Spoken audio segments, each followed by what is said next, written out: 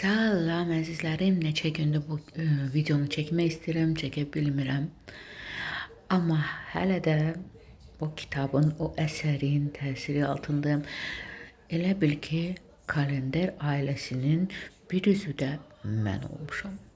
Əlbəttə ki, söhbət Maral Atmacanın Sanrı və Saka əsərindən gedir. 4-cü hissəni bitirdim. Həm sevindim, seriya bitdi. Yəni ki, en qədər ömür boyu Santa Barbara deyil ki, getsin.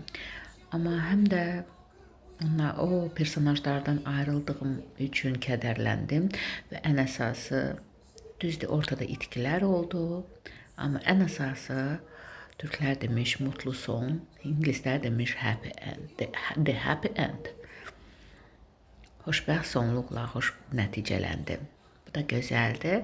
Kalender ailəsi üçün darıxacağam, amma bir təsəllim var ki, Kalender ailəsinin digər üzvü olaraq Qürur və Farah, Qürurdan bəhs edən, Qürurun həyat yoldaşından bəhs edən Farahdan Sarkaç kitabının 2-ci hissəsi gəlmək üzrədir. Onu gözləyirəm.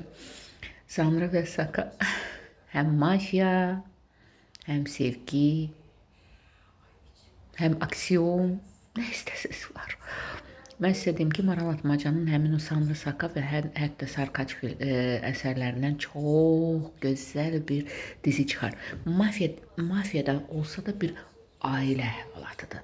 Yəni ki, tək belə dizi çəkilsə mafiya dizisi olmayacaq. Orada mafiozilikdən çox sevgi, ailədə, hətta sevgi romanına daha çox bənzəyir. Oxumağa dəyər. Məncə həm bəylər, həm xanımlar və bütün yaşda 18+ bəyənəcəklər. Maral Atmaca isə əhsən, təşəkkür edirəm Maral xanıma.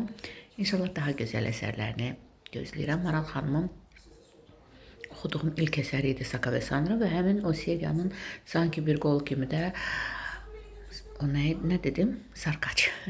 Sarkaçın 2-ci hissəsini gözləyirəm. Siz də oxuyun. 4 dənə hissədən ibarətdir Sanrı və Saka. Süperdir.